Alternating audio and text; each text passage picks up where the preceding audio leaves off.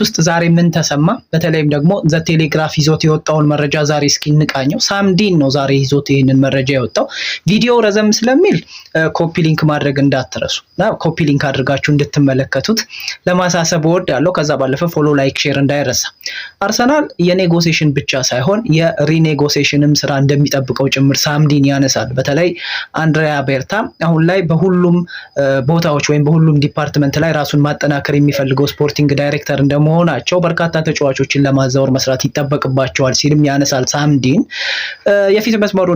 የፊት መስመሩ አሁን አርሰናል የሚፈልገው አሌክዛንደር አይዛክን ግን ደግሞ አሌክዛንደር አይዛክን ከ100 ሚሊዮን ፓውንድ በላይ አውጥቶ እውነት ይገዛል ወይ ሌላ ጥያቄ የፈጠረን ጉዳይ ሆኗል። ስለዚህ አሁን ብቸኛ አማራጩ ቪክተር ዮኬሬሽ ነው የሚለን።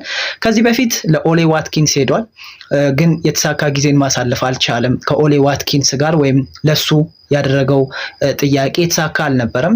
ከዛም ባለፈ ደግሞ የእድሜ ፖሊሲውን ይቃረናል። ከዚህ በኋላም እንዲሁ ተመራጭ ላይሆን የሚችልበት እድል አንዱ የአርቴታ ያጨዋወት መንገድ በጣም ፕሬሲንግን የሚፈልግ በጣም መሮጥን የሚፈልግ ያ ተጫዋች ደግሞ እንደዚህ አይነት ኤሌመንቶች አሉት ወይ ሌላ ጥያቄን ይፈጥራል። ሌላኛው ቤንጃሚን ሴስኮ ነው፣ ግን ገና በስላት የሚቀረው ተጫዋች ነው ማለት አልበሰለም ተብሎ የሚታሰብና በሌፕዚግ ቤትም እንኳን ሳይቀር ብቸኛ ወይም የመጀመሪያ ተመራጭ ማድረግ እንኳን ራሱን ያልቻለ አይነት ተጫዋች ተደርጎ ይታሰባል። ግን እድሜውና በተለይ ደግሞ አርቴታ የሚፈልገው ተጫዋች እሱ ነው ይባላል። 21 ዓመቱ ነው፣ ግን ፕሪሚየር ሊግ ደግሞ ቀላል አይደለም። ስለዚህ ብቸኛው አማራጭ ማነው ሊሆን የሚችለው? ቪክተር ዮኬሬሽ። ዣኦ ፔድሮ ከብራይተን እንዲሁ ሌላኛው ተመራጭ ነው፣ ግን ደግሞ ፕሪሚየር ሊጉን ምንም እንኳን ይልመደው እንጂ ግን እውነት የሚታመን ተጫዋች ነው ወይ ሌላ ጥያቄን ደግሞ የሚያስነሳ የብራይተን ተጫዋች።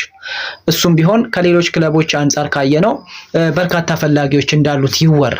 ስለዚህ ወደ ሁጎ ኤክቲኬ እናመራለን። ሁጎ ኤክቲኬን ለማስፈረም ደግሞ አሁንም ቢሆን ሊጉ እንደ ቡንደስሊጋ አይደለም ተብሎ ነው የሚታሰበው። ከዛ ባለፈ ደግሞ እንዲሁ ከአይንትራክት ፍራንክፈርት ጋር የሚደረገው ድርድር ቀላል ላይሆን ይችላል ለኤክቲኬ። ስለዚህ የመጀመሪያውና ብቸኛው ተመራጭ አሌክዛንደር አይዛክ ቢሆንም ግን ደግሞ አርሰናል ፊቱን ወደ ቪክተር ዮኬሬሽ ሊያማትር ይችላል ሲል ያነሳል። ከዛ ባለፈ ሁለተኛው ዲፓርትመንት የዚህ የሌፍት ዊንግ ቦታ ላይ ነው። የበለጠ ሌፍት ዊንግ ፎርዋርድ የምንለው የማርቲኔሊ ቦታ ማለት ነው። እዛ ቦታ ላይ ትሮሳርድ እርግጥ ጥሩ አማራጭ ሆኖ ቆይቷል እስከ ቅርብ ጊዜ ድረስ ጥሩ ተተኪ የማርቲኔሊ ተቀያሪ ሆኖ ቆይቷል። ግን ደግሞ አሁን ላይ ከወደ ሳውዲ ፕሮፖዛሎች እየመጡ ስለሆነ ከእድሜውም አንጻር እዛ ቦታ ላይ ደግሞ ቋሚ ተጫዋች ያስፈልጋል፣ ረዘም ላለ ደቂቃ የሚጫወት። ትሮሳርድ የመጀመሪያው ተመራጭ አለመሆኑ የበለጠ ግልጽ ይመስላል። ስለዚህ ለሌላ ተጫዋች ያንን ቦታ ማሰብ ያስፈልጋል ማለት ነው። ማርቲኔሊ ደግሞ ለረጅም ጊዜ እዛ ቦታ ላይ ቢያገለግልም ግን ገና የሚቀሩት ነገሮች እንዳሉ በዘንድሮው የውድድር ዘመን ላይ አይተናል። የመጀመሪያው ተመራጭ እዛ ቦታ ላይ ማን ነው? ኒኮ ዊሊያምስ ነው ተብሎ ነው የሚታሰበው። ከዚህ በፊት እንደነ ማቲያስ ኩኛ አይነቱ ታስቦ ያውቃል እዛ ቦታ ላይ። በርካታ ተጫዋቾች እኮ ታስበው ያውቃሉ፣ ግን አርሰናል እነሱን ማግኘት አልቻለም። ሌሎቹም ወደ ሌላ ክለብ ተዛውረዋል። አሁን ኒኮ ዊሊያምስ በዚህ በሳካ ቦታም መጫወት ይችላል። ከዛ ባለፈ ደግሞ በዛ በማርቲኔሊ ቦታ መጫወት ይችላል። ሌፍትም ዊንግም መጫወት የሚችል ተጫዋች ግን አርሰናል ይፈልጋል ይባላል። ሮድሪጎ አለ ከሪያል ማድሪድ፣ ግን ወሬውን እዚህ ላይ እንደውም አላነሳውም ሳምዲን።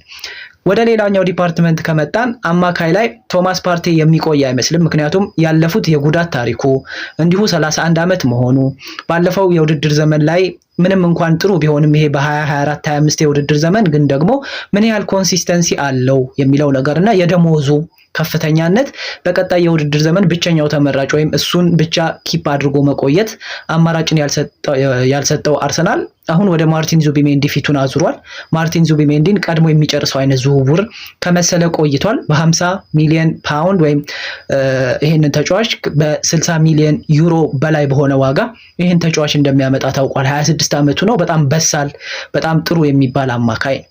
ስለዚህ ያ ቦታ በዛ ይሸፈናል። ግን ቶማስ ፓርቴ ከለቀቀ እንኳን እዛ ቦታ ላይ ሌላኛው አማራጭ ተደርጎ የሚታሰበው ምንም እንኳን የማይወደው ቦታ ቢሆንም ግን ደግሞ ግራጁዌት ያደረገበት የዲፌንሲቭ ሚድፊልደር እና ሴንትራል ሚድፊልደር ቦታ ላይ የሆነው ሉዊስ ማይልስ ስኬሊ ሌላኛው አማራጭ ተደርጎ ይታሰባል ቶማስ ፓርቴ ቢወጣ። ፉልባኩ ላይ አርሰናል 4 ተጫዋቾችን የማጣት አደጋ ተጋርጦበታል ይባላል። በእርግጥ እንደውም አንደኛው ሴንተር ባክ ነው። ግን ደግሞ ቶሚያሱ በጉዳት የተነሳ በዘንድሮ የውድድር ዘመን ላይ ለአርሰናል ጥሩ ግልጋሎትን መስጠት ካለመቻሉም አንፃር ምንድነው የሚባለው ቶሚያሱ ሊለቅ ይችላል። ዚንቼንኮ እንዲሁ ከኮንትራቱም አንጻር አርሰናል ገንዘብ ሊያገኝበት ይፈልጋል ይባላል። በዘንድሮ የውድድር ዓመት መልቀቁ የሚቀር አይመስልም። ከዛ ባለፈ ቴርኒ ወደ ሴልቲክ እንደሚሄድ እሙን ነው። ስለዚህ 3 ተጫዋቾችን የማጣት አደጋ ተጋርጦበታል። ከዛ ባለፈ ኪቪዮር አሁን ራሱን ያዳነ ይመስላል፣ ግን ደግሞ ናፖሊ በሱ ላይ ጠንከር ያለ ፍላጎት አለው ይባላል። እነዚህን ተጫዋቾች ካጣ ታዲያ ማን ነው አማራጩ? ዣሮል ሃቶ ደግሞ በአርሰናል ብቻ አይደለም በቼልሲም ይፈልጋል። ስለዚህ አርሰናል ያንን ቦታ ማጠናከር ይፈልጋል ማለት ነው።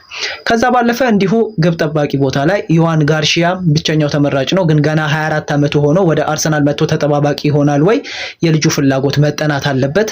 ከዛም ባለፈ 20 ሚሊዮን ፓውንድ በላይ ዋጋን ለአርሰናል ያስወጣዋል። የራያ ተተኪ ነው የሚሆነው። የራያ ተቀያሪ ለመሆን ደግሞ ገና በወጣትነቱ ይመጣል ተብሎ አይታሰብም። አሊያ ግን ኔቶ ወደ በርንማውዝ መመለሱን ተከትሎ እዛ ቦታ ላይ ቶም ሴትፎርድ ብቁ ነው ተብሎ አይታሰብም። ኢስቶኒያዊው የአርሰናል ግብ ጠባቂ ሄይን ወደ አርሰናል ቢመለስም ግን ደግሞ አሁን ለቫላዶሊድ ነው እየተጫወተ የሚገኘው። ግን ወደ አርሰናል ቢመለስ እንኳን እዛ ቦታ ላይ ብቁ ነው ተብሎ ይታሰባል ወይ? ሌላ ጥያቄን የሚፈጥር አይነት ተጫዋች ነው ማለት ነው ካርል ሄይን። ስለዚህ አርሰናል እዛ ቦታ ላይ የግዴታ ሌላ ተጫዋች ያስፈልገዋል።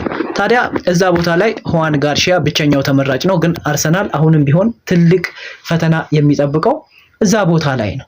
ከዛ ባለፈ እንግዲህ ተከላካይ እንዳልኳችሁ ዣሮል ሃቶ ነው። ፍላሚንጎ ደግሞ እንዲሁ ጆርጂኒዮን ይወስድለታል። በርካታ ተጫዋቾችን ያጣል ማለት ነው። ኤታን ዋኔሪ እና ሉዊስ ስኬሊ በቀጣይ የውድድር ዘመን ማብቂያ ላይ ኮንትራታቸው ይጠናቀቃል። ስለዚህ ከወዲሁ አንድሪያ ቤርታ ትልቅ ስራ ይጠብቀዋል ማለት ነው። ዛሬ ደግሞ እንደሰማነው ማክስ ዶውማን ወደ ዋናው ቡድን ይመጣል ወይም ያድጋል ተብሎ ሌላኛው በአርቴታ የታመነበት ተጫዋች እንደሆነ እንዲሁ ከሰዓታት በፊት የወጡ መረጃዎች ያሳያሉ። ስለዚህ አንድሪያ ቤርታ የኔጎሲዬሽን ብቻ ሳይሆን የሪኔጎሲዬሽን ስራዎችም ጭምር እንደሚጠብቁት ነው እንግዲህ ሳምዲን የሚያነሳው። እኔ አሳጥሬላችሁ ነው እንጂ በጣም ሰፊ ሀሳቦች ናቸው የሚነሱት። ለማንኛውም ግን አሁን ማቲያስ ኩኛ ከማንቸስተር ጋር እየተደራደረ ወይም ደግሞ የበለጠ ለመስማማት ቅርብ ከመሆኑም የተነሳ ማንቸስተር ዩናይትድ ከቪክተር ዮኬሬሽ ጉዳይ ገለል ሊል ይችላል የሚሉ መረጃዎች ተሰምተዋል። ስለዚህ አርሰናል ለብቻው ይሄንን ተጫዋች ሊደራደርበት ይችላል። አሊያም ደግሞ ቼልሲ ነው ፈላጊ ሆኖ ሊመጣ የሚችለው። ሻምፒዮንስ ሊግ የልጁ ፍላጎት ነው። ሻምፒዮንስ ሊግ ደግሞ አርሰናል ይሄንን አረጋግጧል። ስለዚህ የመደራደሪያ ካርድ አለው ማለት ነው። ኒኮ ዊሊያምስ ግን አሁንም ቢሆን በአርሰናል ቤት ውስጥ የሚፈለገው አይነት ተጫዋች ነው። ሳምዲን ዘርዘር አድርጎ ነው የሚያነሳው። እኔ አሳጥሬላችሁ ነው በዚህ መልኩ ለእናንተ ለማቅረብ የወደድኩት። እናንተ ማን ቢመጣ ትወዳላችሁ? ሀሳባችሁን ኮሜንት ሴክሽን ላይ ማስፈር እንዳትረሱ። ይህን ቪዲዮ ኮፒ ሊንክ እና ሪፖስት በማድረግ ለበርካታ የአርሰናል ደጋፊዎች ማድረስ ትችላላችሁ። እሱንም እንዳትረሱ። ሼር፣ ላይክ፣ ኮፒ ሊንክ ማድረግ እንዳይረሳ። የሚመቻችሁ ሀሳባችሁን ኮሜንት ሴክሽን ላይ አስፍሩልኝ።